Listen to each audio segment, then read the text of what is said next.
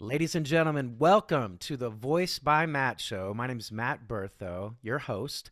And today I have Bryan Roark with me. Did I say that correctly? Roark? Roark or Roark, depends on what part of the planet you're on. Yeah. So Or Roark. I actually have some Roarks here in Winfield, Kansas. Yeah. Um, they were in my choir program, Oh McKenna wow. and Brett. Nice. Yeah.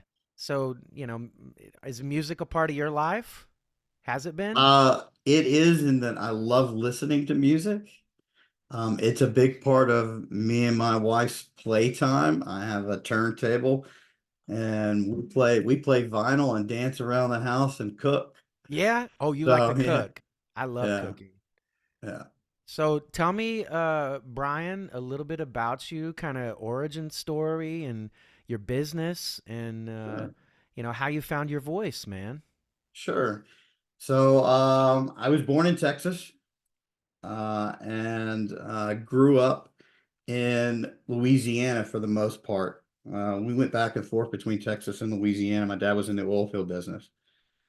So I was born in Overton and then moved to Shreveport, where most of our family was, which is about 200 miles east of Dallas. So I'm a Dallas Cowboys fan, but I'm also an LSU Tiger fan. Okay, okay. So, I was also um, born in Texas, Bryan. I was oh, born, really? yeah, I was born in San Where? Antonio. Okay. So that's where I did my advanced training for the military when I was in the Army, Oh, wow. for combat medic. I did my advanced training there. Oh, wow. Yeah, my Yeah. dad was near Killeen, the Air Yeah. Force base near there. Yep. Yep. Yep. I um I also lived for a time in Bastrop, Texas, which is just south of Austin. Okay. So like my really early years were spent there. And then we moved here when I was we'll move to Shreveport when I was around, I think 10. Is that where you're located now, Bryan? In Shreveport? No, I'm in Tampa, Florida now. Tampa. Okay. Yeah. Yeah, I've made a trip. Sounds like it. So, mom and dad growing up together, not divorced. The dad, No, still together. man, that's awesome, dude. Dad was an oil guy, huh? Yeah. And so you got to travel quite a bit. No, he did, but we moved around a little bit. He was in states, he wasn't offshore, but we moved around a little bit from time Okay. to time. And do you have any siblings? I do have one brother. He's 5 years younger, Okay. almost to the day. My birthday is July 28th. His is August 26th. So July that's kind of 6th, a, right here. July 6th. yeah. So, but that's kind of a little joke about, mom and dad getting together only certain times of the year. That's true. Oh my God. So it's kind of fun. But yeah, he's So, 5 years younger than me. going to school, kind of in high school, like what were your passions? Did you play sports? What kind of activities did you do? And so what's kind of funny is early in school, I didn't really think I was excelling very well. I had some trouble early on, Okay. but when we moved back to Shreveport and I went through middle school, they tested me and they ended up moving me to a magnet program. Oh wow. And I was like, you lost your mind. Um, but I ended up going to a magnet school, which was an hour from where I lived. And I had to bus for an hour every day back and Oh my forth. God. Yeah, and but we I thought at that time I wanted to be an attorney. And so I was going to do debate.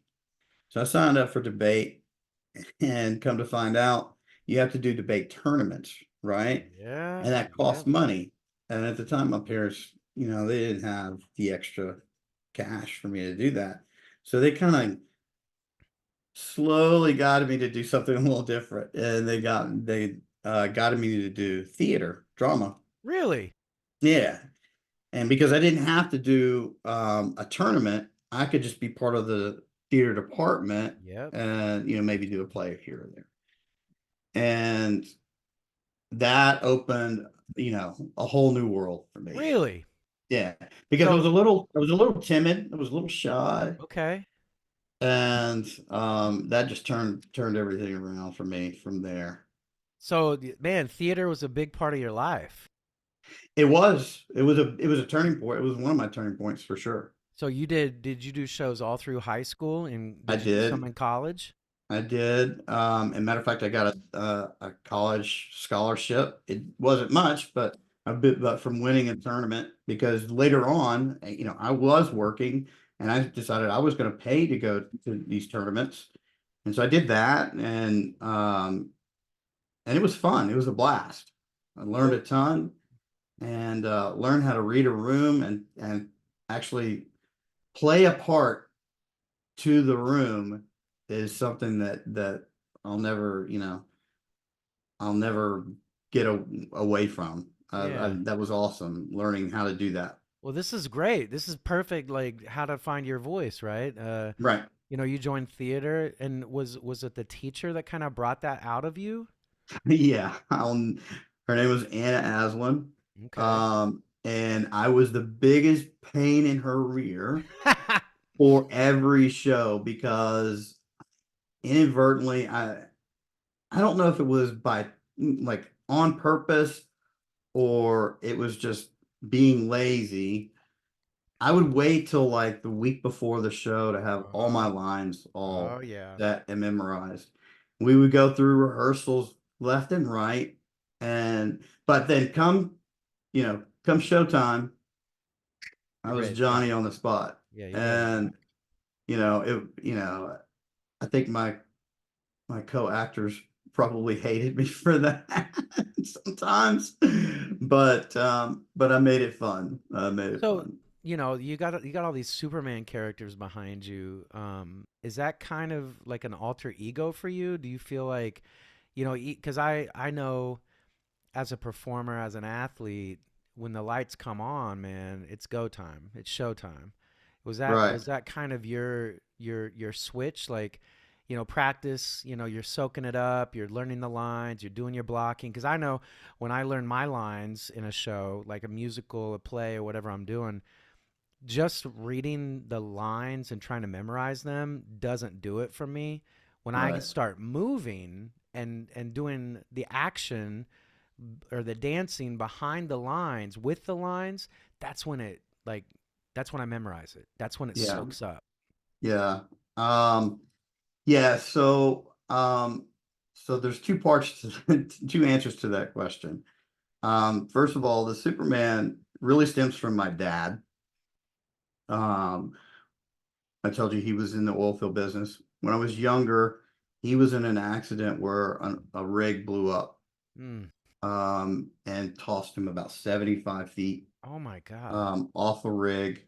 He was a tool pusher, and that's basically the leader of, that site. And he had multiple sites, but he noticed some things going wrong and some of the pressures. He got everybody off the rig and he tried to shut it down. And before he could shut it down, the pressure built up too far and it blew him about 75 feet Oh into a my truck. god.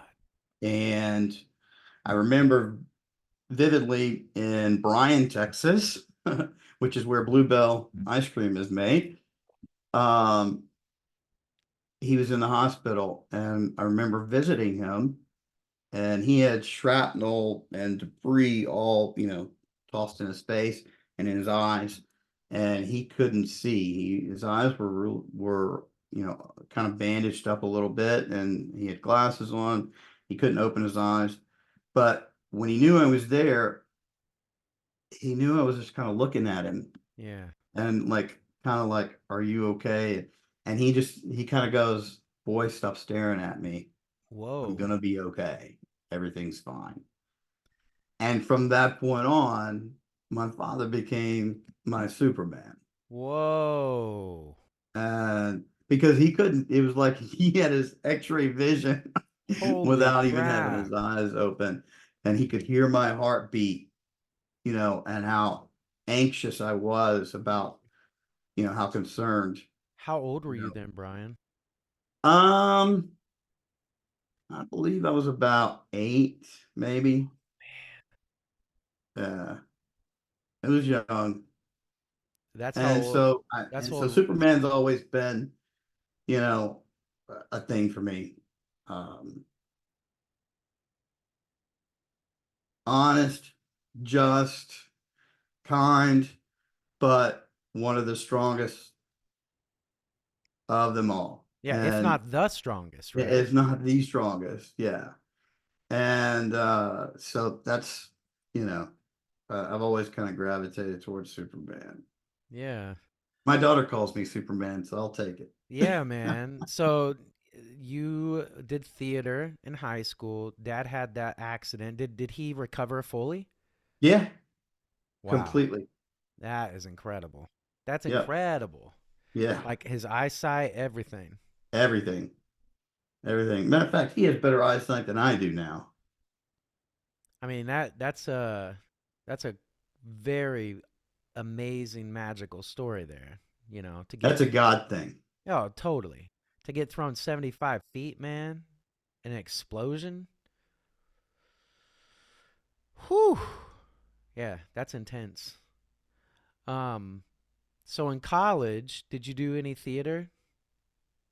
So I skipped college right out of high school. You skipped it. I did. I did. I went in the military. Okay, that makes Matter sense. of fact, before I graduated, I went to basic training. Before you Um, graduated. Before I graduated, yeah, Holy crap, because man. I was old enough to go in the summer before I graduated. So I went in and did my basic training, Fort Leonard Wood, and then I came back to school, graduated, and then went back in for AIT to San Antonio for my combat medic, 91 Bravo. And then how long were you in the military, Brian? I was in from 92 to 98, Okay. and I was part of a National Guard unit attached, and as a combat medic, I was attached to um, the mortar group, the scout group, and the tanker group of the local Louisiana Guard Okay. unit. Yeah, that And explains why so you my like the mission Tigers. basically was to train with them and go with them wherever they trained and be their medic, their paramedic, as they trained. I was 50 yards away from a tank. It was firing down range 24/7. Holy moly, man. And my station was a 113, APC 113, which is basically a metal box on tracks. And that Oh, was my ambulance. man. So, why did you get out of the military? That's a good question. The simple answer is my mom, Okay. because I was ready out of basic training in AIT. I was ready to go full time. Hmm. Matter of fact, I was recruited to go full time, um, Special Forces, Airborne Ranger, and Wow. because I was loving it. And um, my mom actually talked me out of it, because we had a plan for me to, going back to the college question, we had a plan for me to go to college and then pursue my acting as a side gig. Yeah. And none of that really worked out. I did come back. I went to college after I came back for nursing school, pre-nursing, and decided I didn't want to be a nurse. Um, my type A personality didn't cut it with it. uh, and I didn't think I was smart enough to be a doctor. so, I didn't finish. I didn't finish college till a few years later. Okay. And so what did you finally decide on, Brian? What do you mean? So what major did you finally decide on? You said you finished later. Like what? Yeah, so I have two degrees. I have a degree in healthcare management and I have a degree in regular business management. Awesome. And I finished both of those within about a year after all my prerequisites had already kind of been done from the nursing. And did you do that at LSU? No, I did that remote because Oh, I had moved from Louisiana at the time and I was in Tampa at that point. you did it remote? What year was that? Um 90, hold on. I gotta remember. Give me a second. All right, go ahead. That was 2004. Okay. Yeah. Yeah. Um, yeah, there's a lot that happened in between starting college and that point Well, too. what happened, man? Let's dive in. So this is part of the beauty of my story. So um I am now married to my very first girlfriend out of high school. Holy moly. And uh when we dated, we were both young and didn't know a lot, but we were madly in love, Hmm. truly. Hmm. But we were hot-headed and we didn't see things that we should have seen and made some mistakes and errors in our way. And so we ended up splitting up Oh wow. and going our separate ways. I ended up getting married. Um, that marriage ended in a divorce because of her infidelity. Oh man. And at that point, I had to make a change in another shift. And so I left Louisiana, Shreveport, which is like one of the biggest Mayberries on the planet. And I ended up here in Tampa. And what was funny is I was looking at going to either Austin or going here or going to Florida. And buddy of mine that I had met over the past years had lived in Tarpon Springs, just right outside of Tampa. He called me up and he goes, I hear you're looking to move.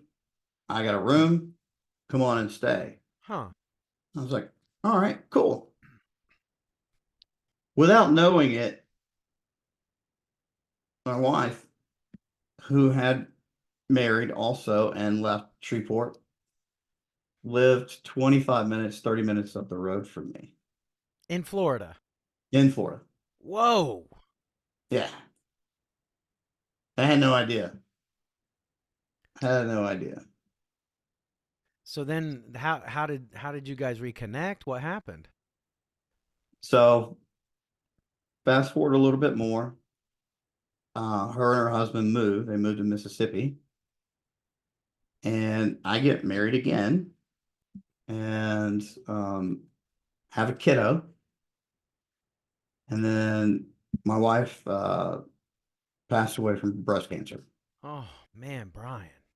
when my daughter was 4.5. Oh. So a year later, I get a phone call and it's Debbie. And she's like, I'm getting a divorce and I'm moving back to Florida. Can you help me find a place to live? Because I need to be near my clients. She does medical billing. Okay. I'm like, okay, why me? You know? And she's like, because I trust you, you're going to find me a safe spot. So we did some looking and we found some spots. She comes to take a look as I'm going to go with her, because I'm not going to let her go alone. Right. And the night before, I said, let's go to dinner and let's map out where we're going to go. We've got to map out, and we're going to double check that we want to go see these spots. She comes out of the hotel room and I help her up in my truck. I've got a big Ford F-150 at the time. It's kind of a little jacked up. So I help her up into the truck. I grabbed her hand and dude, it was done. It was done. Whoa. You just knew immediately. It was done. It was like, man, this just shifted from me helping her out to a game changer, a total game changer. Fast forward 6 months later, after she's here, we had been talking about her moving in with me and Chloe, my daughter. Hmm. Um, we're having a movie night one night, and the kids are in one room, and the adults are in the other watching the movie. And Chloe walks in and grabs her hand and says, "Can you come talk to me for a second?" And she's like 5, okay? And before this, it's always Miss Debbie this, Miss Debbie that, please and Yeah. thank you.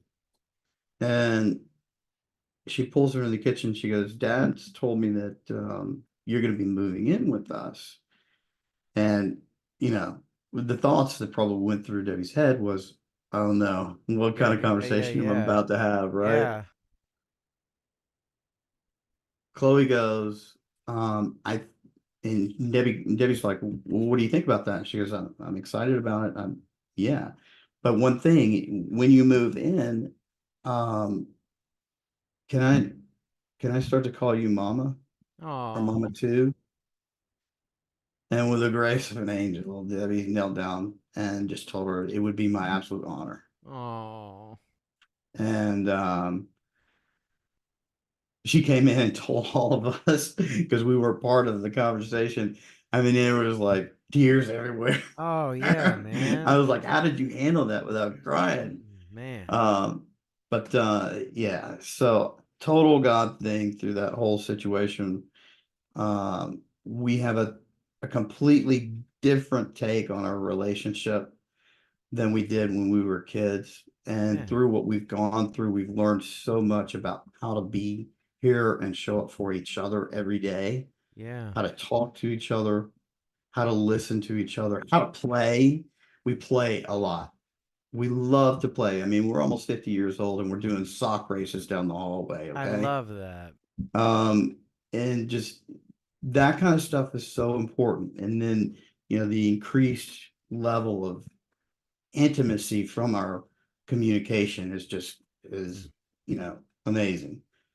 Man. Um, I have a ritual every morning. Like I said, I'm an early riser. I get up, make sure she has a cup of coffee on the nightstand before she wakes up. Wow. If I uh, if I go to Publix, the supermarket or whatever, she's getting flowers, whatever whatever they have that day, Hmm. just because. And that's just it's just the little things, and then she does little stuff for me as well. It's just so amazing. Putting up with you know my hard nose sometimes is not easy, but Yeah. she does it very, very well. What a blessing, Brian. Like God God knew brought you that back. I couldn't raise a daughter on my own either. Oh, that's beautiful. There's just Thank some you. things that dad can't do. No, I know. I know. Thank you for sharing that, man. Like, um, it's a beautiful story. Like, and I think when this comes out, it's gonna give a lot of people in January a lot of hope. Yeah. You've been through a lot. You've been through a lot. There, the, in my growth of the past few years, I've learned to take a step back and look at things. There's so many blessings and so many times that God had his hand on me that I didn't realize it, whether I liked it or not. Mm, That divorce was horrible. yeah. And there's a whole story behind that too that we don't have time to go into, but I could have ended up in jail. I mean, there could Yeah. have been a ton of other things that could have happened, but it needed to happen for me to get on the path that he wanted me on. Yeah. And man, I have challenged that that path um more times than not without really realizing it. Yeah. So Brian, what is it that you do now for people? Like how do you help people now in your business? Like what is your business? So my business is Flame Enterprise, and it's an acronym for of course, from military. It's faith-based leadership Okay. and mentoring towards excellence. Awesome. Um, and there's a couple of different roads that we travel. Um, One is, we've got a tenured leader that has kind of become a little complacent, wants to get back in the groove and not be the one thing that I stick to a lot is there's a difference between a manager and a leader, Okay. right? A Yep. manager can manage KPIs, they can manage numbers, they can manage calls and that kind of thing. But a leader dives deeper and becomes an influencer and a mentor Yes. towards his team, towards his whole culture, towards everybody around him. And so we take tenured leaders that have kind of become a little complacent, want to find that zen again, want to get that Yeah. superpower right back. Yeah, man. They've been successful, but they want to take it up a notch. Then another thing, along this journey for about 15 years, 20, almost 20 years, I was in the IT industry. And I saw from a corporate perspective, there were all these brilliant individuals that were great at their job. They're great at networking, great at coding, great at app dev. I mean, incredibly smart people when it came to IT that through attrition got tossed into a leadership role. Oh, yeah, for sure. And they weren't prepared for it. And so we kind help them navigate that roadmap so that they're not set up for failure. They don't understand that there's a whole other world outside of that keyboard that they were in front of, or if they're an accountant, the money part of it, there's a whole other world, other relationships that they have to cultivate outside of the organization. They have to cultivate the relationships with the people that are in their charge. And then they have to cultivate relationships with the C-level that they're dealing with as well, so that everybody, comes out, good and golden. Yeah. And so we help them kind of navigate that landscape. And then the last part of what we do is business development. And this kind of goes back to kind of the same premise. You got a brilliant person that owns a business and they may be a plumber, right? A plumber's got a plumb and a plumber's good at plumbing, Yep. but he may not know how to grow his business exponentially through other avenues Mhm. just because he's never had a focus on that. And so we walk in and work with those individuals and show them how to grow their business without a huge amount of cost, but with a big uptick in revenue and gross profit. That's awesome, man. Mostly gross profit. That's the most important part, right? That's the take home. Yeah. So when did you start the faith-based leadership program? So I started this journey about a year ago, Okay. and it was after I left one of the corporate organizations I was working for as a VAR, and IT broker is really the way I termed it. Okay. I like that. And so what we were doing is we were brokering relationships between an organization. It could be, J.C. Penney's or Outback or whatever. It could be any, a manufacturing company. But we'd walk in, I would kind of assess the situation and then go to work on finding solutions for them to vet. Mhm. And then I would broker the relationships with those providers, whether it was a manufacturer, EMC, Cisco, Okay. HP, those folks, and walk them through the vetting process. And then once they made a choice, I would broker the cost structure, the budget, and then we would work through the implementation and then management afterwards. Wow. So a lot of different moving parts. And so I, after this last bout with these guys, or at the end of this bout, I kind of got a little bit discouraged in the marketplace, because the requirement had shifted from me being a solution relationship guy to now I need you to do a smile and dial and make a bunch of phone calls, and you got to hit numbers that way. Whoa. And um, I'm a tenured guy. They didn't even think to push me into maybe a potential leadership or training situation with new people coming in. And so I got a little discouraged. So, and they were going back to their old ways and shifting to just one manufacturer situation that they wanted to offer. Oh When boy. they had hired me to build relationships with multiple because that was my experience. And they just wanted to stick to one. Yeah, yeah. So, so it wasn't a good fit. We decided to part ways mutually, really. Yeah. And, great package, good people, but it was just time for me to move. And when I did that, I took a step back, and me and my wife had some really long conversations about what I wanted to do next. And I kept coming back to coaching. I was a personal trainer whenever we dated. Right. I have a military experience. I've managed people Yep. before. I've handled, huge projects. I'm a big picture, if this, then that kind of individual. Yep. Also adapt, change, overcome from the military.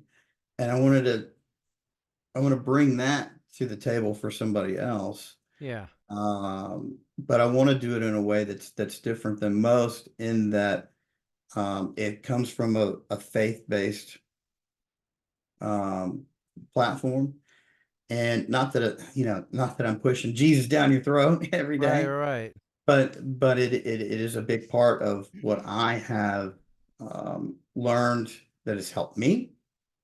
And if I can share it, I feel like that's what I'm led to do right Yeah, now. man. So, a lot of what I do with my clients is we work on a few questions that I ask them. And so, one of those questions is what makes you tick and what gives you joy.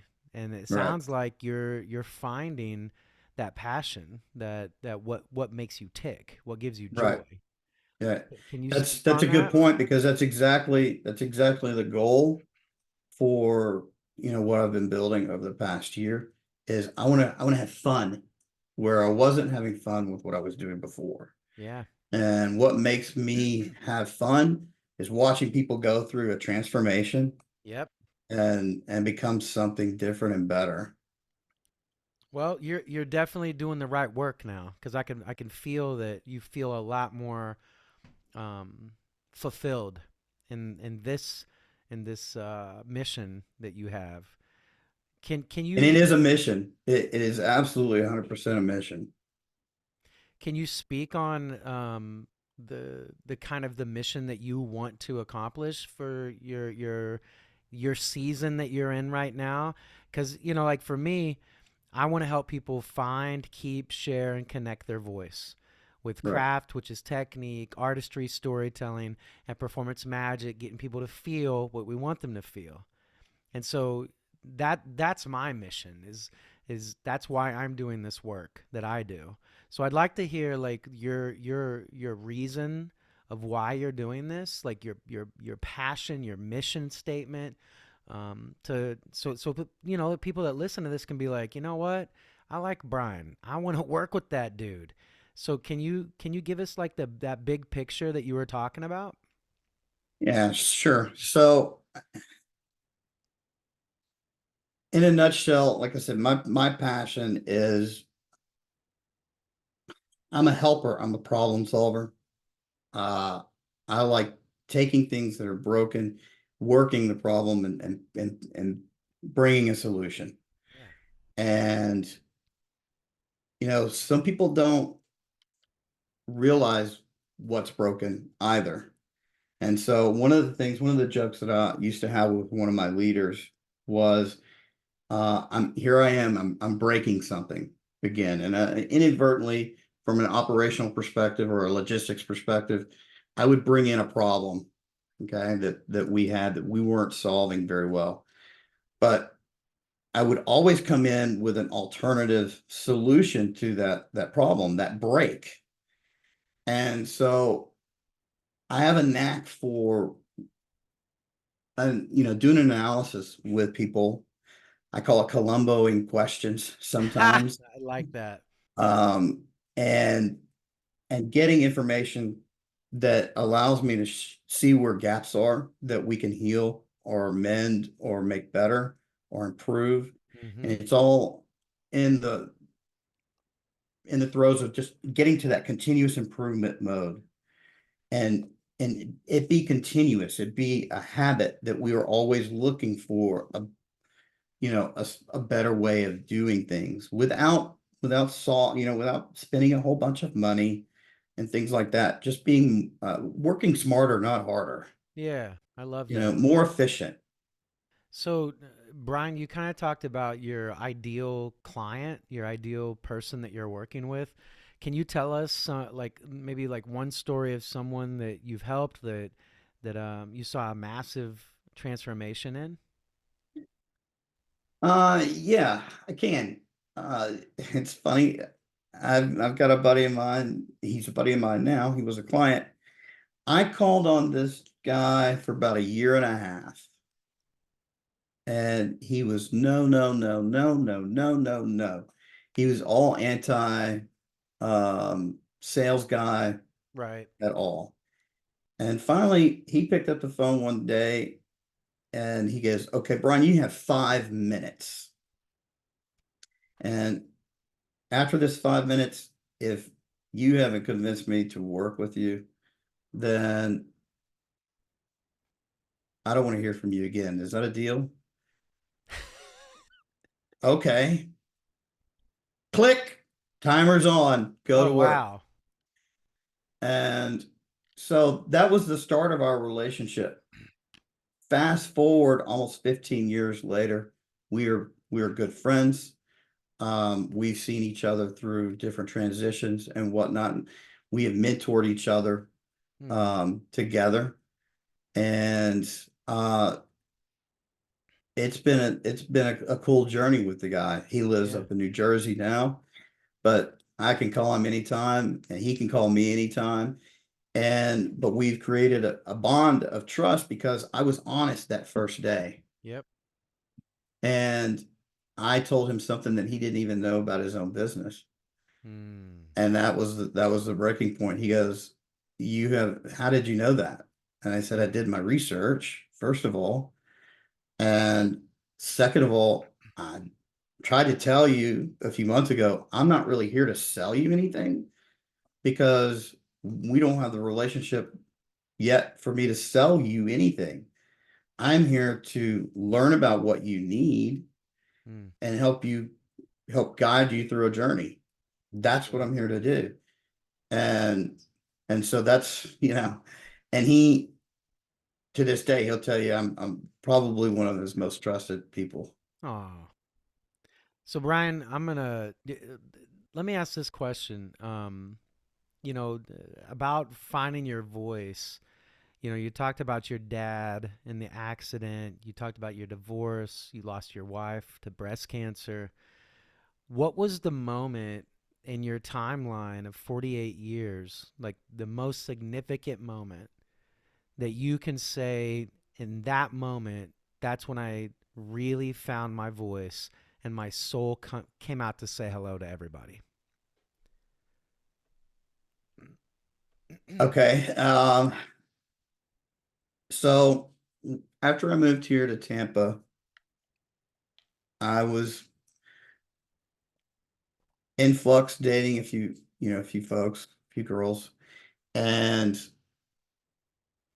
I'd been dating this girl for about 6 months. And for my birthday, she bought me a skydiving excursion, a tandem skydiving excursion. And growing up, I was deathly afraid of heights. Oh, My dad built me a tree house that I don't think I ever stepped foot in whenever I was a kid. man. And it wasn't even really that tall. But to me, it was like Giant. giant, right? But through the years, and even through the military, time, I started trying to work my way through that fear, but I still had that fear. Machismo me says, okay, all right, I'll go. What did I do? We've only been dating for 6 months. You're not trying to kill me, are you?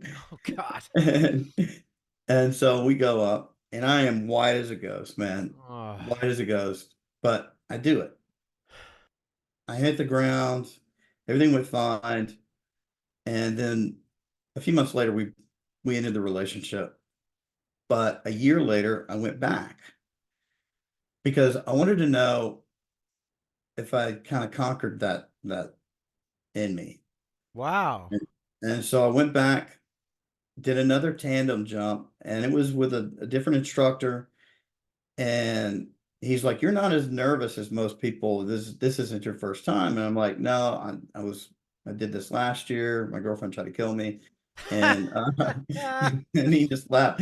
And he goes, "All right, well, we're gonna do a backflip out of the plane." And I looked at him and I was like, "You don't want to die today, do you?" And he's like, "No." And I said, "All right, you lead, I'll follow." And that's what we Holy did. crap. And so we did a backflip out of the plane, had a blast. He let me land and everything. And he's like, "You like this too much? You need to go learn how to do this on your own." Ooh. So I thought about it for a few months. It's like, all right. I mean, that was fun and all, but by myself. And so I made the commitment to do that. And I went, and so when you go for your training, it's 8 hours of training, and it's all if this, then that, and awareness. Know where your Right. altimeter is, know where the drop zone is, know where the two instructors are that come out with you, know, where your reserve is, know how to pull your shoe. I mean, the whole thing.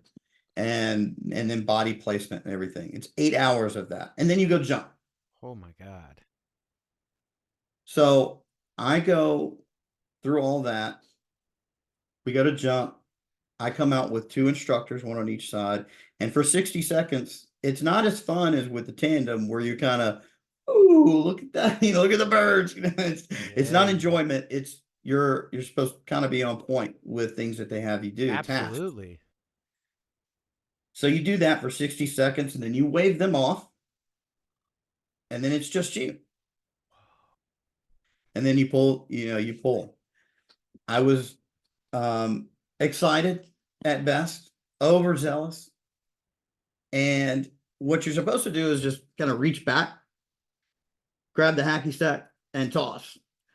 Well, what I did was I reached back like this because I wanted to make sure I grabbed right and tossed. But when I did that, what that does is it caused the wind to come across my shoulder. Oh And as the chute deployed, I had a line twist. This is my first jump alone. Instructors are gone. It's just me. Ah. It was in my head, it was like the Matrix. Everything slowed down. Oh, I'm sure. And I just I went into that military, if this then that mode. All right, check my altimeter. Got it. Look up. How's it twisted? Pull up, pull it apart. Kick the opposite direction of the way it's twisted. Check your altimeter. Okay, I've got time. Let's try it again. Boom. That went on for 3 times. And at 2,500 feet, you're supposed to cut away and deploy your alternative. I was at like 2,725 feet my last time. And I kicked as hard as I could, and poof. Brian. I took a moment because everything slowed down. Before I went from 120 to 90 miles an hour, and then now I'm going like 10, floating. Gained my awareness of where I was, saw the drop zone, beelined it to there, and I walked in like I was James Bond, pulled the sheet behind me, kissed the ground, jumped up and said, "I'm effing Superman." Ha ha! And um, from a defining moment point, yes, that was a defining moment in my and giving me some pride and confidence. Mhm. But more so than that, after I reflected on it, that was a God moment going, here you go, boy. Here you come. Well, Brian, also, what I see too, you said Superman was your dad, right? I mean, I think Superman is you too, man, because you're your dad's son. You got the same gift. Thank you. And, just from a teaching, coaching aspect of me to you right now, you need to do more crazy shit like that. I listen, I do to the detriment of my relationship with my wife. I get it, but that keeps you alive, man. Like like I've ridden motorcycles my entire life. yep. I tell people I came out of the womb on a bike. When I was a baby, my dad had me on the tank, ride me around the neighborhood to quiet me down. So that's my Wow. zen. Yeah, Uh, I feel like this moment on the podcast with you, like I feel like 5 years from now, this podcast is gonna mean so much to both of us having you on the show because I feel like right now and you've built this business in the last year, correct? yep. I feel like you're just about to blow up. I feel like, you're taking the governors off. You're like, here I am, world. Let's go. But I really think like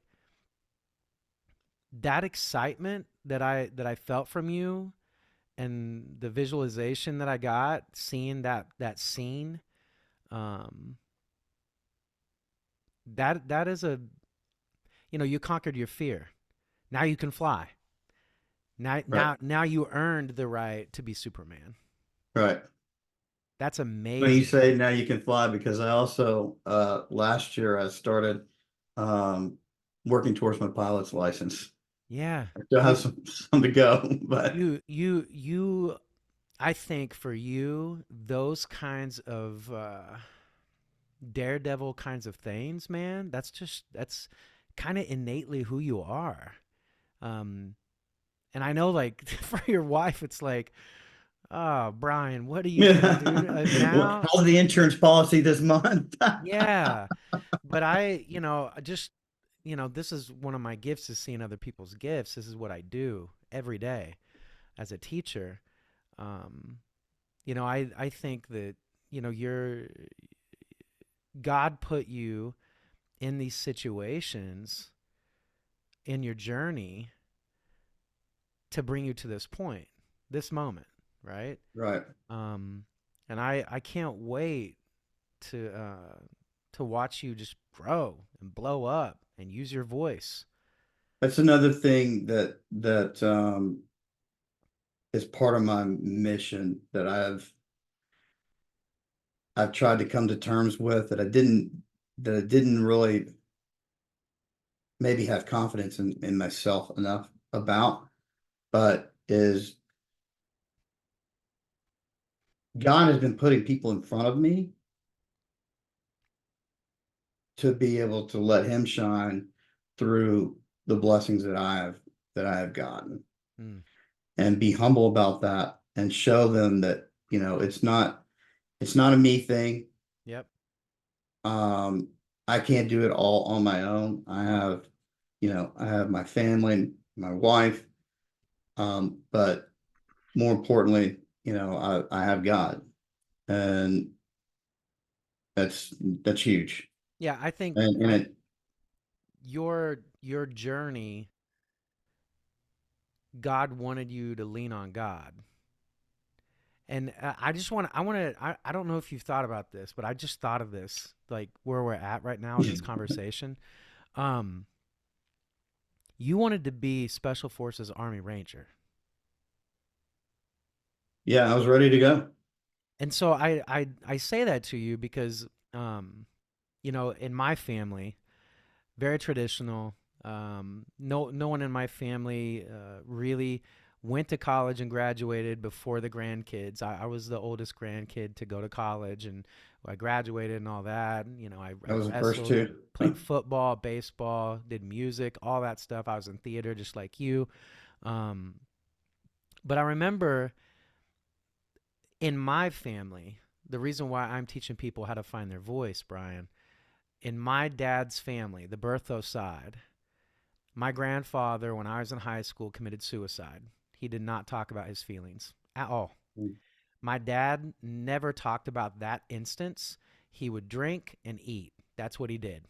And so he never talked to me about it. He never really talked about those emotions to get through that. He never used his voice to get through that trauma, right? And so Right, I'm literally the change in the family tree. I'm literally the guy that's going to change that for my whole family tree, right?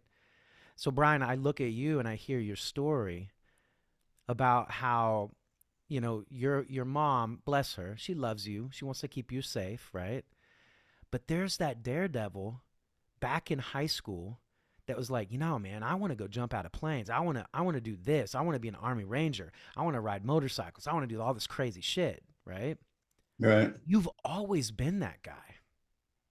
And it makes sense by sitting behind a computer, typing, doing IT work. Because I did IT work too, by the way. I was internet help desk at SC Telecom in Wichita, Kansas for a while. And I sold computers at CompUSA. But those did not fulfill me right. because of the adventure of helping people with their emotions and find their voice. That was my gift. That's why God put me on earth. You have always had that sense of adventure. Yeah, And I love that now you're getting to do it. You told me now you and your wife have sock races in your house. You're constantly playing. true. And that is beautiful, Brian. Like you Thank you. you you are changing your family tree. You're letting us know that these inner tendencies that we've always had since we were little boys and little girls, there's something to that. And what's hard is I think our family, including my family, my grandpa Clements, he passed away last summer. But I remember there was a point that he told me when I started doing this work, helping business professionals find their voice, and I was getting away from public school teaching. He goes, Matt, why do you need more success? Why do you need more success? And I was like, what are you talking about, Grandpa? Like, I'm living my purpose. I'm doing God's work. I'm helping people let their soul come out and say hello. And so sometimes I want you to reflect on this, Brian, because I think it's good for your clients to this realization too. Sometimes our family, because it's never been done before, they want to keep us safe Right. Yeah. and keeping Listen, as us. a dad, I'm the same way with my daughter, right? Yeah. I want to protect her Yep. as much as I can. Yep. And she's already gone through a lot, right? So it's tough to have, to navigate that. But yeah, 100%. It's a thin line, right? Hmm. You got, I'm also that dad that tells her, you get a cut, go rub dirt on it, There you go. Yep. So, There's the daredevil. There's the yeah, soldier. yeah, yeah. So Brian, we're running out of time here, but you've done such a beautiful job today, sharing your soul with us and your voice. You're such a good dude, good father. You've been through Thank you. so much, man, and I love your mission, helping people with faith, with God. We need that in the world, and honestly, you're helping us become our superhero, and that is beautiful, man. And I hope that I'm going to use that as a tagline. Yeah, you Thank you. should. You should. I mean, you totally should, because you found. I mean, like I said, dude, you jumped out of a plane. You were in the army, you were a medic, you helped people, you saved people, right? And then you put your glasses on and sat behind a desk for years, just like Clark Kent. That's not where Yeah. Clark Kent belongs, bro, Right. right? And Right. so you're literally helping business owners that get stuck become the actual superhero that's inside them. That's always been there, right? And so I think that you're on an amazing mission right now. And it's so awesome. You have your Lois Lane, right? Yeah. Your sweetheart, right? And Yep. I love this story. So Bryan, how can people get a hold of you? Are you on Instagram, Facebook? Like how can they get a hold of you? How can they reach out? So I'm on Facebook. I have my personal page for Facebook and LinkedIn. I also have Flame Enterprise for both of those as well. And I'm working on my YouTube Okay. that's going to be up after the first of the year. But I also have my website, which has links to my calendar. So if they want to connect with me, they can jump on my calendar there. And it's flameenterprise.net. So super simple there. If they want to reach out to me directly, Bryan.Roark@flameenterprise.net, or they can call me 813-367-6995. Bro, Um, Bryan's giving his cell phone out, everybody. You better yeah, write that yeah. down. What was that No again? prank calls. Yeah. So Bryan, if you want to leave the audience with something today, a message, something that maybe you're learning right now, what would that message be to close this out? I think you said it pretty well. Find your superhero within yourself. Mm, Um, this world is scary. Um, you are gonna fall down. You're gonna scrape your knee. You're gonna get cuts. mm, That's just gonna happen. Riding motorcycles, we have this, bikers have this deal. There's two types of riders, those that have been down and those that are going down. Are you gonna get back up and ride? Or are you gonna sit there and wallow in your crash? mm. And it's about, setting yourself apart from that. Get up, pick your bike up, and go down the road. Keep going down the road. And rub You can some do dirt it. on it. Rub some Yeah, dirt on it, right? you can do it. And realize that God has your back. Hmm. When you go to pick up that bike after you fall, it's not just your physical strength that's doing it. He's right there, Yep. picking you right back up, dusting you off, and showing you the path. Yep. Well, Bryan, thank you so much for being on the show today, the podcast. I really appreciate you. And Thank it's you, Matt. awesome. This is the first time I met Bryan. We just kind of met in the BLN and messaged each other, and here we are. Appreciate you, Matt. Yeah. So we will see you guys next week. Please reach out to Bryan if you have any needs in your business and want to level up with faith, with God, and bring your superhero out. So thanks for being on the show, Bryan. Thank you. All right.